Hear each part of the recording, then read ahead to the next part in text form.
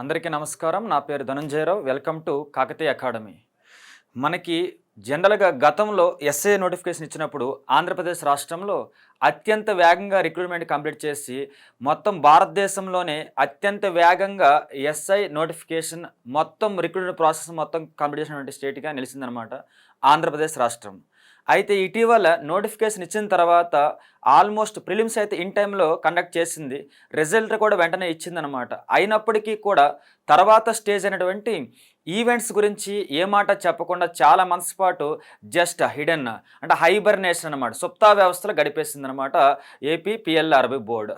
అయితే ఇటీవల లేటెస్ట్‌గా వచ్చేసరికినేమో మరలా సెకండ్ స్టేజ్ ఈవెంట్స్ సంబంధించి ఎవరైతే ఇంట్రెస్ట్ ఉన్న క్యాండిడేట్స్ ఉంటారో వాళ్ళని అప్లై చేసుకోమని చెప్పింది. సో ఇప్పుడు మనందరికీ అర్థమై ఉండాలి, ఎగ్జామ్ అయితే ఇక కండక్ట్ చేయబోతున్నారు, ఈవెంట్స్ కూడా కండక్ట్ చేయబోతున్నారని చెప్పేసి. ఈ సందర్భంలో అసలు మొత్తం ఈ నోటిఫికేషన్ గురించి అండ్ ఎగ్జామ్ మెయిన్స్ ఎప్పుడు ఉండబోతుంది, ఈవెంట్స్ ఎప్పుడు ఉండబోతున్నాయి, ఇవి డిస్కస్ చేద్దాం. వీటితో పాటు అసలు మెయిన్స్లో లాస్ట్ టైం స్టేట్ టాపర్కి 255 మార్క్సే వచ్చినాయి. అసలు అతని యొక్క బ్యాక్గ్రౌండ్ ఏంటి, ప్లస్ అతను కాకుండా సెకండ్ ర్యాంక్, థర్డ్ ర్యాంక్ వీళ్ళందరూ కూడా చాలామంది మనకు తెలిసిన వాళ్ళే. సో వాళ్ళ యొక్క ప్రిపరేషన్ విధానం ఎలా ఉండేది, వాళ్ళకి అన్ని మార్క్స్ రావడం గల కారణాలు ఏంటి, ఇప్పుడు మీరు ఎలా ప్రిపేర్ అయితే బెటర్ అవుతుందో అన్నీ డిస్కస్ చేద్దాం ఇప్పుడు ఈ వీడియోలో. ఓకే, ఎస్, కంటిన్యూ చేద్దాం. ఫస్ట్ ఆఫ్ ఆల్ చూడండి, మనకైతే మాత్రం మొత్తం సివిల్కి సంబంధించి 315 పోస్టులతో అండ్ రిజర్వ్డ్ ఎస్ఏ అంటారు అన్నమాట, దీన్ని ఆర్ఎస్ఏ అని పిలుస్తారు.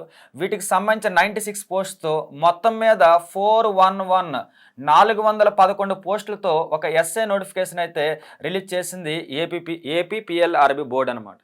రిలీజ్ చేసిన తర్వాత ప్రిలిమ్స్ అయితే ఇన్ టైంలోనే కండక్ట్ చేసింది. అయితే ఈ మధ్యలో ఒకసారి ఆ నోటిఫికేషన్లో జోన్ వైజ్ పోస్టులు డిస్కస్ చేసుకుందాం.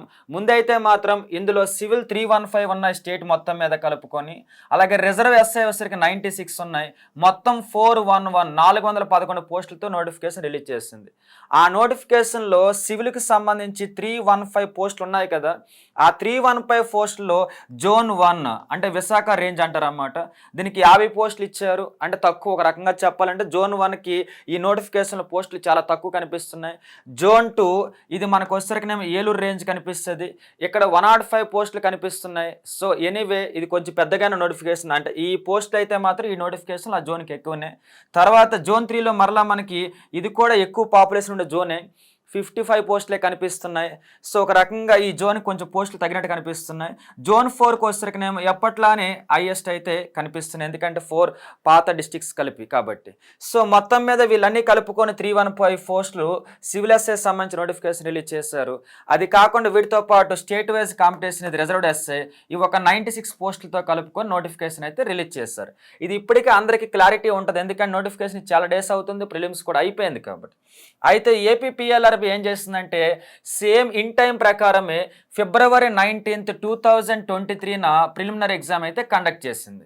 ఫిబ్రవరి 19 రోజున ఎగ్జామ్ అయితే కండక్ట్ చేసింది ఇన్ టైంకి, సేమ్ యాజ్ ఇట్ ఈజ్గా వాళ్ళు చెప్పిన డేట్స్కి అనమాట. ఆ యొక్క ఎగ్జాము ప్రిలిమినరీ ఎగ్జాము మొత్తం 1,51,288 1,51,288 మంది రాస్తారు ఆ ఎగ్జామ్ని. ఆ ఎగ్జామ్లో మొత్తం 57,923 మంది క్వాలిఫై అయ్యారు. క్వాలిఫై మార్క్స్ పెట్టినప్పుడు ఒక రకంగా చెప్పాలంటే 1/3, కేవలం 33% మంది మాత్రమే క్వాలిఫై అయ్యారు ప్రిలిమినరీ ఎగ్జామ్. అంటే మేబీ ఏదైనా పేపర్లో డిస్క్వాలిఫై అవ్వడం, ఎక్కువ మంది డిస్క్వాలిఫై అయ్యారు అనుకుంటా, కానీ నార్మల్గా అయితే మాత్రం ఎక్కువ మంది క్వాలిఫై అవ్వాలి, కాకపోతే అంత సీరియస్ క్యాండిడేట్స్ ఉండరు కదా. కాబట్టి మొత్తం మీద అభ్యర్థుల్లో 57,000 మంది మనకి ప్రిలిమినరీ క్వాలిఫై అంటే కనిపిస్తుంది. ఆ తర్వాత ఇందులో ఈ 57,923 మందిలో మేల్ మెంబర్స్ 49,389, 49,389 మంది మేల్ మెంబర్స్ ఉన్నారు. ఎప్పట్లానే మేల్ మెంబర్స్ కాంపిటీషన్ ఎక్కువ ఉంటుంది ఎస్ఐ కానిస్టేబుల్కి. ఫీమేల్ మెంబర్స్ క్వాలిఫై అయింది కేవలం 8,539 మెంబర్స్ అనమాట. సేమ్ గతంలో జరిగినట్టుగానే ఉమెన్ కాంపిటీషన్ తక్కువ ఉంటుంది ఈ యొక్క యూనిఫామ్ పోస్టుల్లో. ఈసారి కూడా ఉమెన్కి సంబంధించినటువంటి క్వాలిఫై అయిన వారి నెంబర్స్ బాగా తక్కువ కనిపిస్తుంది. ఒక రకంగా చెప్పాలంటే ఆల్మోస్ట్ మనకి 16 నుంచి 17% కూడా కనిపించట్లేదు అంటే మొత్తం కాంపిటీషన్లో. కానీ రిజర్వేషన్ మాత్రం ఉమెన్కి 33% ఉంటుంది, అంటే రిజర్వేషన్లో సగం కూడా క్వాలిఫై అయ్యారు కాబట్టి వీళ్ళకి కాంపిటీషన్ తక్కువ ఉంటుందన్నమాట. సో ఇదంతా కూడా మనకి ప్రిలిమినరీ ఎగ్జామ్ అయిపోయిన తర్వాత డేటా. ఓకే, ఇప్పుడు మనము ఇక ప్రిలిమినరీ అయిపోయింది కదా, లేటెస్ట్గా వాళ్ళు ఏం చెప్పారంటే మనతో సెకండ్ స్టేజ్ ఈవెంట్స్కి సంబంధించినటువంటి అప్లికేషన్ ఫిల్ చేసుకోమని చెప్పారనమాట. ఇప్పుడు ఎవరైతే ఫిల్ చేస్తారో వాళ్ళందరికీ కూడా ఈవెంట్స్ రోజు పిలుస్తా, అంటే ఈవెంట్స్ డేట్స్ అనౌన్స్ చేస్తారు, వెన్యూస్ అనౌన్స్ చేస్తారు. ఆ ఈవెంట్స్ కండక్ట్ ఎప్పుడు జరగడానికి అవకాశం ఉంటుంది. ఇప్పుడున్న ఇన్ఫర్మేషన్ ప్రకారం అయితే మ్యాక్సిమం ఆగస్ట్ 2, 3 కల్లా ఈ ప్రాసెస్ కంప్లీట్ అయిపోతుంది. ఇది అయిపోయిన తర్వాత 1 వీక్ ఆర్ 2 వీక్స్ టైంలో ఈవెంట్స్ డేట్స్ అనౌన్స్ చేస్తారు అని అంటున్నారు.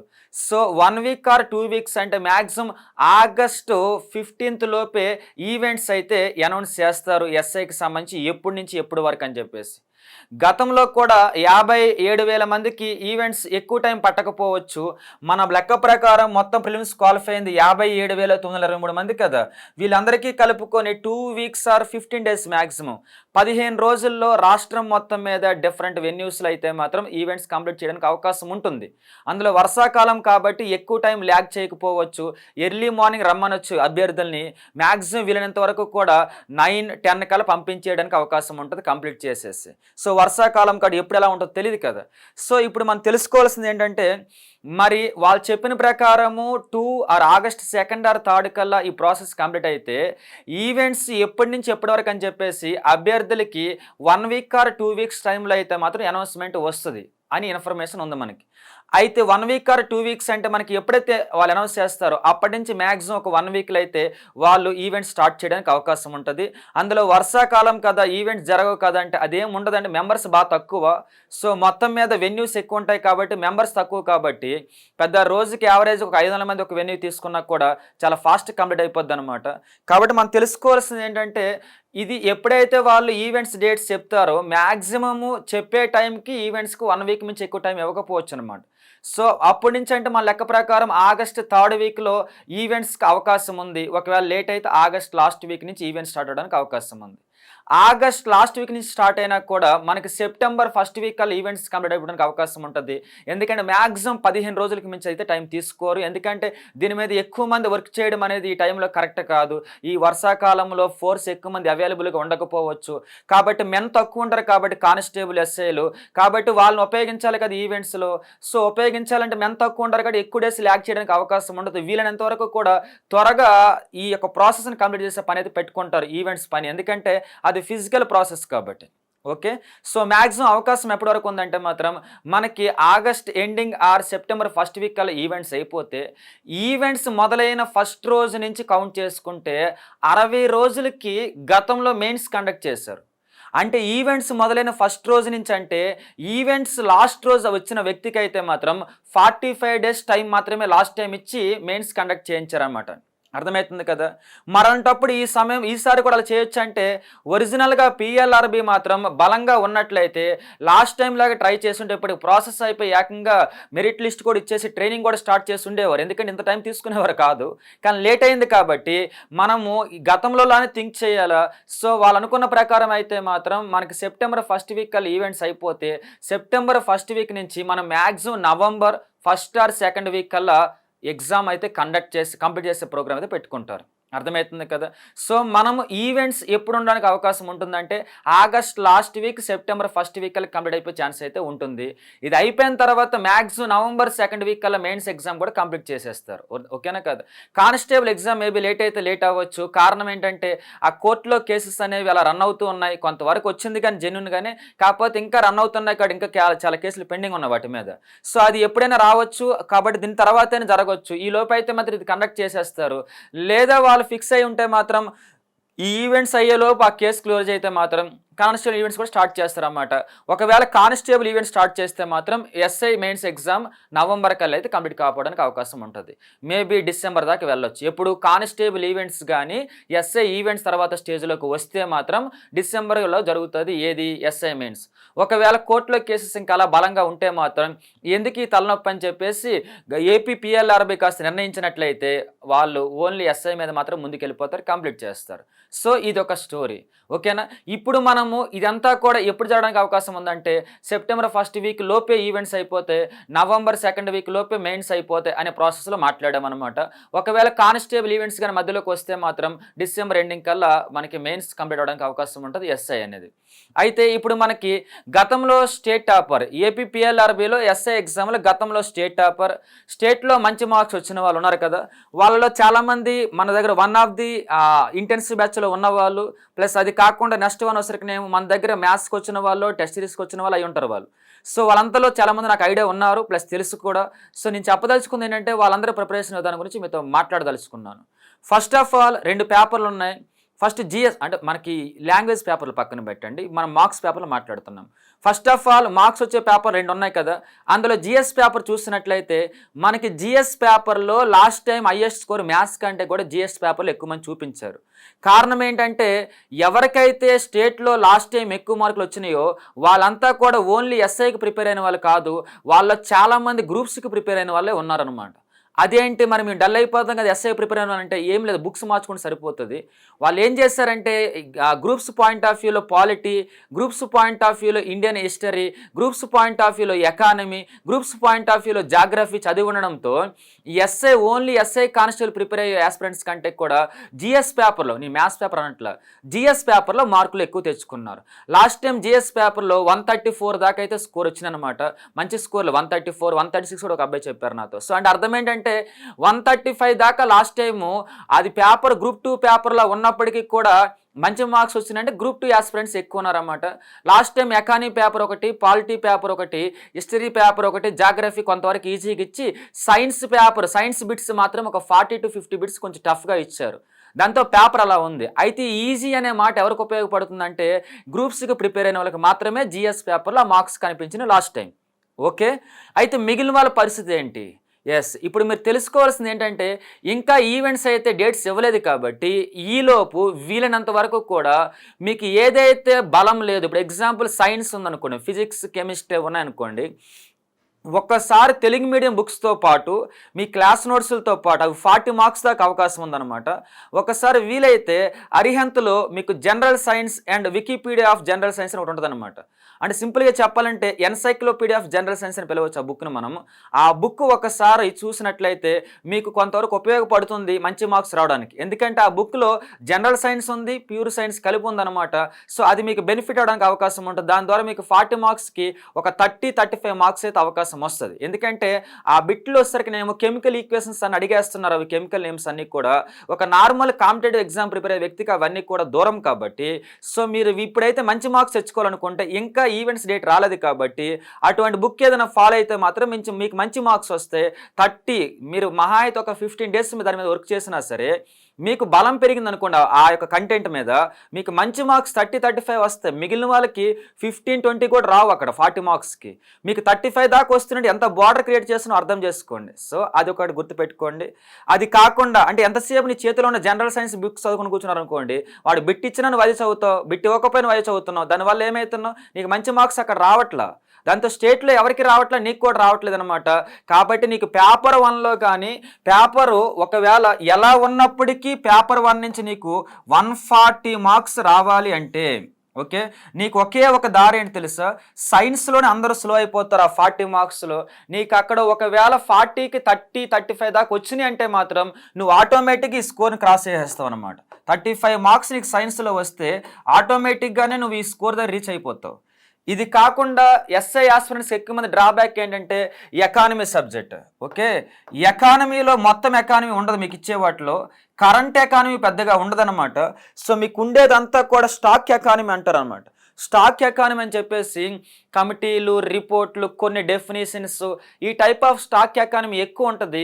వీలైతే స్టాక్ ఎకానమీకి సంబంధించి ఏదైనా గ్రూప్ 2 క్లాస్ నోట్స్ తీసుకొని ఒక 1 వీక్ ఆ 10 డేస్ సీరియస్గా చదవండి, మిగిలిన సబ్జెక్టులు పక్కన పెట్టి. నీకు ఆటోమేటిక్గా ఎకానమీలో వాళ్ళు 20 మార్క్స్ వరకు ఇచ్చారు, లాస్ట్ టైం 20 ఇచ్చారు ఎగ్జాక్ట్గా. 20 మార్క్స్లో కానీ నీకు కరెక్ట్గా చదివితే 15 మార్క్స్ వచ్చినాయి అనుకోండి, వస్తాయి కూడా. ఎందుకంటే లాస్ట్ టైం 20 మార్క్స్కి గ్రూప్ 2 ఆస్పిరెంట్లు ఎస్ఐ ఎగ్జామ్ రాస్తే వాళ్ళకి ఏకంగా 20కి 20 వచ్చేసినాయి. అర్థమవుతుంది కదా. అదే ఎస్ఐ ఆస్పిరెంట్ రాశారనుకోండి 20కి 5-6 వచ్చిన లాస్ట్ టైం ఎకానమీ పేపర్ బాగా డ్రాబ్యాక్. సో మీకు ఈ 2 డ్రాబ్యాక్లు గాని ఓవర్‌కమ్ చేస్తే నీకు ఇక్కడ ఏకంగా 50 మార్క్స్ కనిపిస్తాయి. అందరికి ఇక్కడ 20 మార్క్స్ కూడా కనిపించవు. నీకు 50 వచ్చినాయి అంటే నువ్వు 30 మార్క్స్ బోర్డర్ మెయింటైన్ చేస్తున్నట్టు. ఎప్పుడైతే మీరు 30 మార్క్స్ బోర్డర్ మెయింటైన్ చేస్తారో ఫస్ట్ పేపర్ నువ్వు బలంగా అటెంప్ట్ చేస్తున్నట్టు అర్థమవుతుంది కదా. సో వన్స్ గాను వాళ్ళ ట్రై చేయండి. జాగ్రఫీ అందరితో పాటు చదవండి. వీలైతే కుల్లర్ అని బిట్ బ్యాంక్ ఉంటుంది, ఒకసారి ప్రాక్టీస్ చేయండి. మంచి బిట్స్ డైరెక్ట్గా పడుతుంటాయి. అలాగే నెక్స్ట్ వచ్చరికి పాలిటిక్స్ సంబంధించి ఎప్పుడు రెగ్యులర్ క్వశ్చన్స్ కాబట్టి అవి కూడా బాగా ప్రిపేర్ అవ్వండి. ప్రీవియస్ క్వశ్చన్ బాగా ప్రాక్టీస్ చేయండి. ఇండియన్ హిస్టరీలో వీలైనంత వరకు కూడా మనకు మార్కెట్లో అయితే మంచి బిట్ బ్యాంక్ అయితే తెలుగు మీడియంలో లేదు, కానీ వీలైతే మాత్రం వన్స్ ట్రై చేయండి. అరిహంత్ బ్లాక్ బుక్ లాంటి బుక్స్ ఉన్నాయి. సో ఇండియన్ హిస్టరీకి సంబంధించి ఇటువంటి ఒక్కసారి ట్రై చేస్తే నీకు ఏమైందంటే నీకు ఆల్రెడీ వచ్చిన నాలెడ్జ్ కంటే కూడా ప్రతి సబ్జెక్ట్లో 30 మార్క్స్కి 4-5 మార్క్స్ ఎక్స్ట్రా వచ్చినా కూడా నీకు చాలా మంచి మార్క్స్ కనిపిస్తాయి. ఎందుకంటే అందరూ జిఎస్ పేపర్ చదివే తక్కువ, వాళ్ళ దగ్గర ఉన్న బుక్స్ ఎక్కువసార్లు చదువుతారు వచ్చినా రాకపోయినా కూడా. దాంతో వాళ్ళకి వచ్చే మార్క్స్ పేపర్ కానీ ఒకవేళ మంచి స్టాండర్డ్స్ ఇచ్చారు అనుకోండి 100 కూడా క్రాస్ అవ్వట్లా, 105, 100 ఎక్కువ అయిపోతుంది. అదే ఓన్లీ గ్రూప్ 2 సీరియస్గా ప్రిపేర్ అని రాశారనుకోండి వాళ్ళకి ఫస్ట్ పేపర్ వచ్చేసరికి 130+ వచ్చేస్తున్నాయి, సెకండ్ పేపర్ వాళ్ళకి డ్రాబ్యాక్ అయిపోతుంది. సో ఫస్ట్ పేపర్ కానీ ఎస్ఐకి ప్రిపేర్ అయ్యేవాళ్ళైనా సరే డైరెక్ట్గా గ్రూప్ 2కి ప్రిపేర్ అయ్యేలా కాడ ఒకసారి సరిగ్గా ఈ స్ట్రాటజీ ఫాలో అవ్వండి. ఆ సైన్స్ మీద ఫోకస్ చేయండి, నెక్స్ట్ ఎకానమీ మీద ఫోకస్ చేయండి, స్టాక్ ఎకానమీ మీద, సైన్స్ మీద కూడా స్టాక్ సైన్స్ మీద బాగా ఫోకస్ చేయండి. వీలైతే మాత్రం కెమికల్ నేమ్స్, కెమికల్ ఈక్వేషన్స్ బలంగా తెలుసుకోండి. అప్పుడు మీకు ఒక 30 మార్క్స్ బార్డర్ మెయింటైన్ చేయొచ్చు మీరు. ఈ 30 మార్క్స్ ఫస్ట్ పేపర్ నుంచి నీకు ప్లస్ మార్క్స్.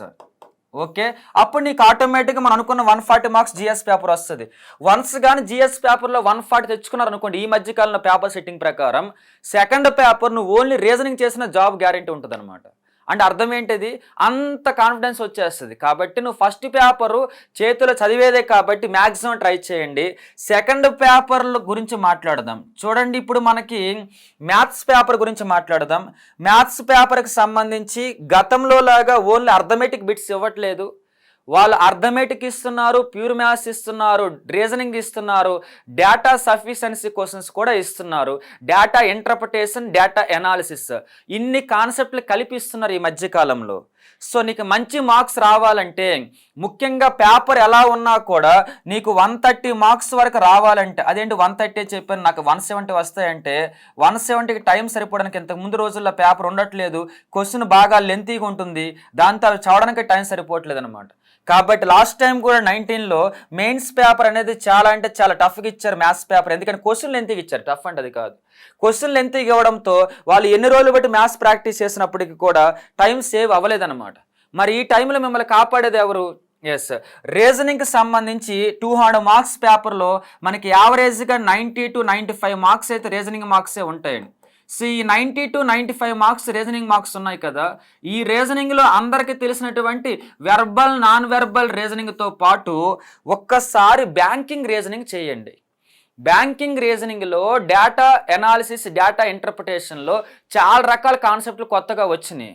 అది కాకుండా డెసిజన్ మేకింగ్లో కూడా చాలా అడ్వాన్స్ ఉంటుంది బ్యాంకింగ్ రీజనింగ్. వాళ్ళ సిలబస్ అదే కాబట్టి నీకు రీజనింగ్లో కానీ 90-95 మార్క్స్ వాళ్ళు ఇస్తే నీకు 80+ మార్క్స్ రావాలంటే రీజనింగ్ నుంచి నీకున్న ఒకే ఒక వే ఏంటి తెలుసా?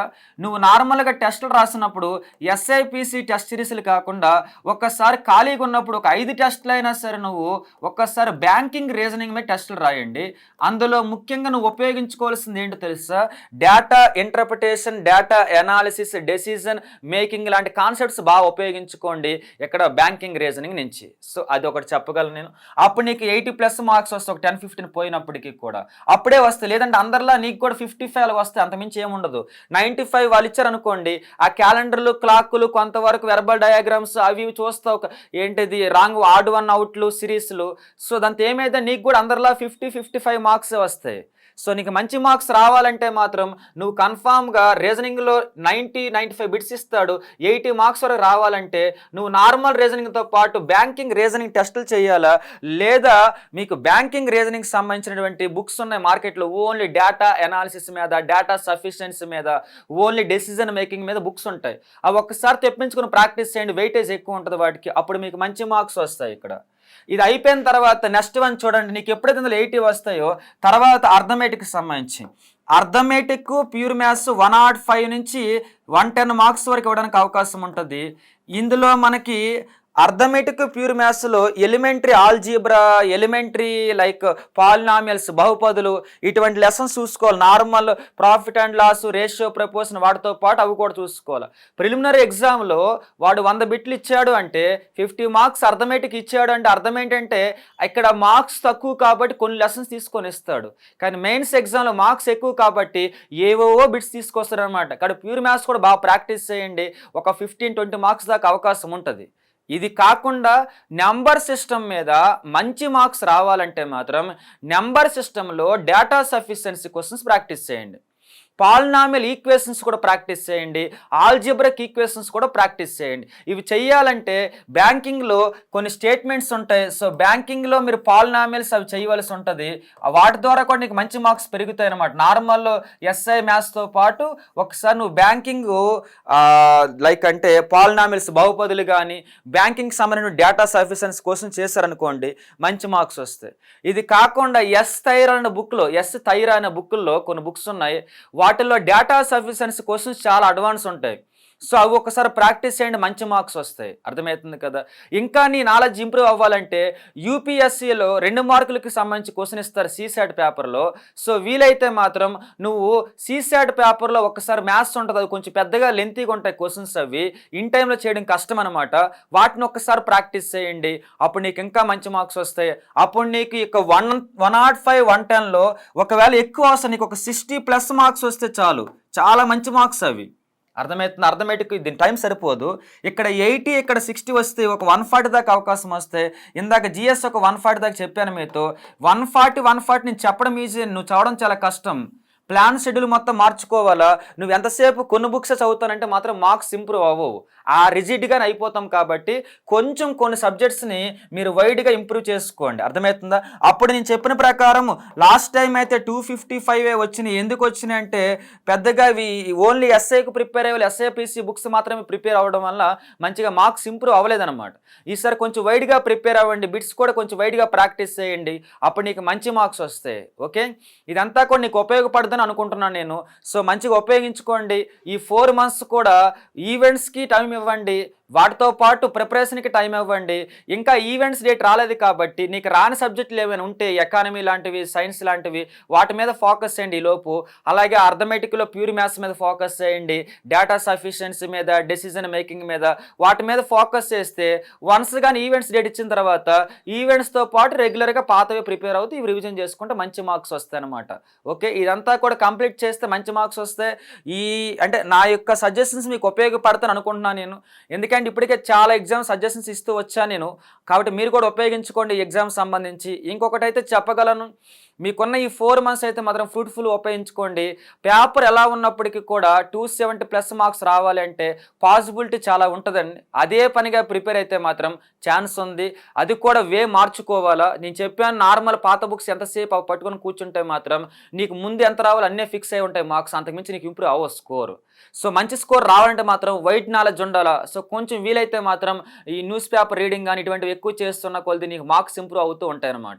సో ఎనీవే మొత్తం మీద కూడా ఇదంతా కూడా మీకు ఎస్ఐకి సంబంధించి ఈ రాబోయే ఈవెంట్స్ అండ్ మెయిన్స్లో మంచి మార్క్స్ రావడం కోసం ఇది స్ట్రాటజీ అనమాట. ఎస్, అయితే ఇటువంటి వీడియోస్ చాలా చేస్తుంటాం. మీకు ఉపయోగపడే హై లెవెల్ క్వశ్చన్స్ ఉన్నాయి కదా ఎస్ఐకి సంబంధించినటువంటి, ఏది ప్యూర్ మ్యాథ్స్లో, రీజనింగ్లో, అర్థమెటిక్లో, ఆ హై లెవెల్ క్వశ్చన్స్ కూడా normal arithmetic, reasoning, pure maths కాకుండా హై లెవెల్ స్కోర్ ఇంప్రూవ్ అయ్యే హై లెవెల్ క్వశ్చన్స్ కూడా మీకు ఫ్యూచర్లో వీడియోస్ చేసి పెడుతూ ఉంటాం కాకతీయ అకాడమీ ఛానల్ నుంచి. కాబట్టి ఈ ఛానల్ ఫాలో అవ్వండి, సబ్స్క్రైబ్ చేసుకోండి, చాలా మందికి షేర్ చేయండి, దాని ద్వారా మీకే బెనిఫిట్ అవుతుంది. ఎందుకంటే హై లెవెల్ క్వశ్చన్స్ అనేవి ఆఫ్లైన్లో టీచ్ చేయడం కష్టం. ఎందుకు అంటారా, ఆఫ్లైన్లో ఆ హై లెవెల్ క్వశ్చన్ ఒక్కొక్కటి 5 minutes పడుతుంది, స్టూడెంట్స్ బాగా బోర్గా ఫీల్ అవుతారు అనమాట. ఈజీ క్వశ్చన్, ట్రిక్స్ వచ్చే క్వశ్చన్ చెప్తేనే వాళ్ళు యాక్టివ్గా ఉంటారు.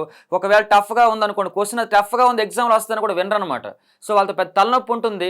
కాబట్టి నీకు అవసరం అనుకుంటే మాత్రం ఫ్యూచర్లో ఒక 1 week తర్వాత ఒక కొంచెం కలెక్షన్ ఆఫ్ క్వశ్చన్స్తో ఒక మంచి వీడియో చేస్తాను. Most important questions on SI paper and constable paper సంబంధించి ఉపయోగించుకోండి, మ్యాక్సిమం ఫాలో అవ్వండి. ఓకేనా కదా.